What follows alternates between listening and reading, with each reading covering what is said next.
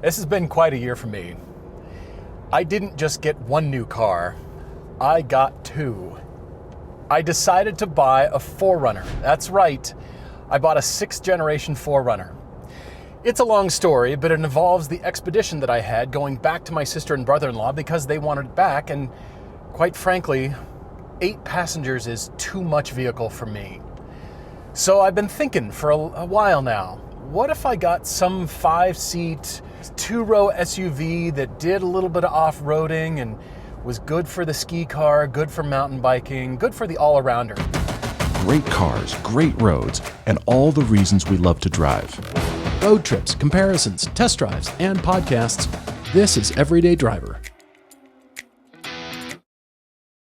So here it is. I'm at the dealership picking up only my 2nd new car that I've ever bought in my life, and I'm not even counting the GR86 that Todd and I bought for the show. I had a Jeep Grand Cherokee in 2015 when I moved to Utah, and now the 4Runner, and it just feels right. Also, I have not seen this color anywhere in the wild. It is called Everest. It is a nice blue-green, but I really like this color in person. I mean, I guess it's a good thing. And I asked the dealership once again, thank you to Jason Jones at Mark Miller Toyota, I asked him to leave kind of everything here so I could have this satisfaction video of pulling off the paint wrap and the stickers. I have ordered also the bronze wheels that are on the Trail Hunter version of this because I like them, but I didn't buy the Trail Hunter. 4 miles, it's brand new, and it feels right. All right, we gotta get to it.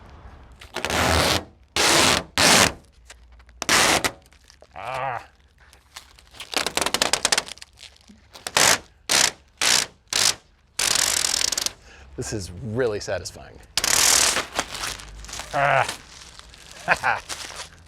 Ooh. See, the car's been dirty, and here's the actual perfect untouched paint color right underneath. No marks. It's really beautiful. Look at that. There she is, the new long-term truck. Yeah, and with the bronze wheels that are gonna go on, it's gonna be the right look. And it all came about back in San Diego at the 4Runner launch. It had nothing to do with the Baywatch themed introduction. It had everything to do with the styling and the fact that the 4Runner, even though it shares the same engine and drivetrain, it's the same wheelbase as the Land Cruiser, you can operate it in 2-wheel drive mode only. So Toyota, thank you Toyota, gave us a press car in March 2025, and we took it to Little Moab and promptly beat the snot out of it because it was a press car and it was a pre-production car. And so what are we gonna do? Go smash it around on rocks. And it was fine, it did beautifully, it did even better than I thought. And so I have chosen the TRD Off Road Premium, not the hybrid. This comes with the inline 4 turbocharged 278 horsepower, 317 pound-feet of torque. It doesn't sound like a lot, but it's more than the old V6, and it's got a turbocharger for the mountains, for the altitude, and I like it a lot. It's got lots of power, lots of torque. You might be asking, why, Paul, did you not get a Cayenne? My first thought is, does the show really need a 3rd Cayenne? Do I need to add to the Cayenne collection? It wasn't so much about that, but it was about the preciousness factor. It was about how I viewed the expedition. I could be comfortable and throw anything in there. It could go unwashed for a period of time. And I just thought, you know what? I want to not worry about it. Even though we have talked about driving your car and using it for anything, and I could have done the build. I could have bought a Cayenne and documented a build and built it the way I want, but it wouldn't be new. It wouldn't have the new features that I fell in love with in the Toyota. I loved the Trail Hunter version, the look of it.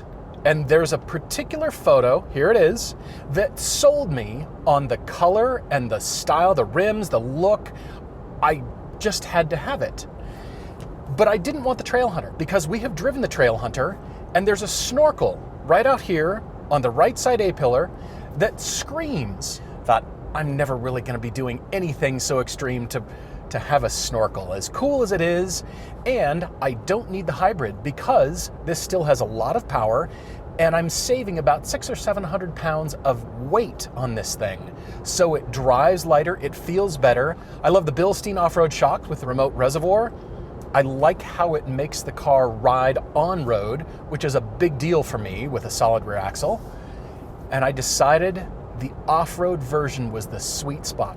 And it's the premium version, so it comes with the tow haul package. So I've done front windshield clear UV tint. I've done tint on the windows, full PPF, a different grille up front because I didn't like the Toyota logo, so I went bronze Toyota, mud flaps, 3 underbody skid plates, the bronze wheels.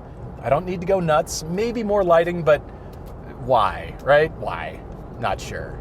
This is its inaugural trip to Moab because I already know what this thing can do. We have bashed the pre-production version at Little Moab and done some pretty serious off-roading with that, and it did great. But Moab had to happen. I just put it in 4-wheel drive for the first time in its life. That's right.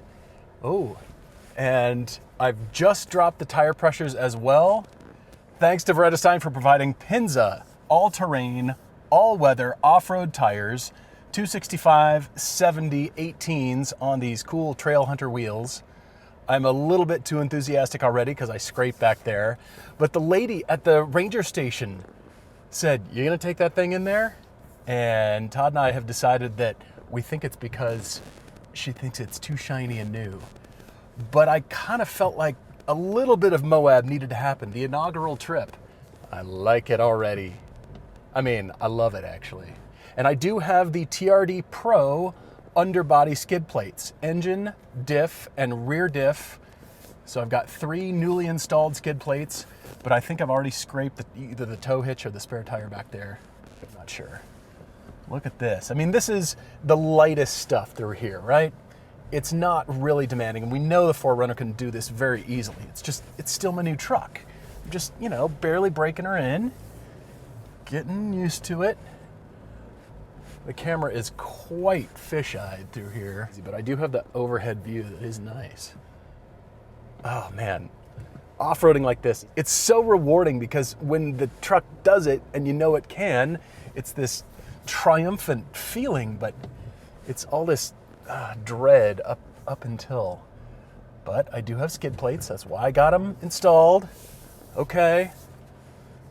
See, I love that torque. Just a little bit of torque right there. You know what? I'm gonna go. Where should I go? As I noted when we were driving that first pre-production in Little Moab, it's so consistent. The throttle application is so consistent and good. Using it this way, even brand new, I feel satisfaction.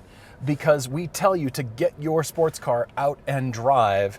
And same thing here. If you buy a new off-roader, you gotta christen it a little bit. In a strange way, doing this, even at the lightest level, makes me like my truck even more. It's taken me, every time I get a new car, I've discovered that it takes me nearly a year to make it feel like mine before I really realize that it's mine and I have it and I'm doing things with it, and I feel like this is accelerating the process. Just simply doing fun, cool stuff with it, and like I said, this is kind of nothing. Just take it easy, and I should be fine. So I got out and checked, and that scraping sound that I heard was a mud flap. No biggie. I have more clearance than I thought, but it's always important not to take that for granted. Steering is still very light and easy, and just picking my way through the sand and the rocks here. Ooh, I'm hoping that was a mud flap. All right, now we're on the sand. And I do still have the modes here. There we go, MTS. We're in sand mode now. Haha. Yeah, this is actually kind of enjoyable. All right, back to some rocks here. Let's see. We'll go back to auto. All right, we're in auto mode. Let the car think for itself. And if you just let it think, just easy on the torque, it's so great. It's just so great.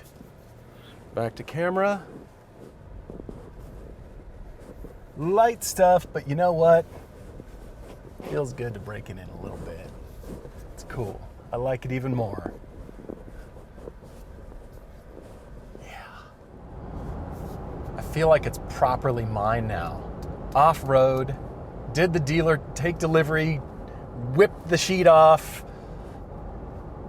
It's pretty crazy to think that I've got a 4Runner. I've never been into 4Runners.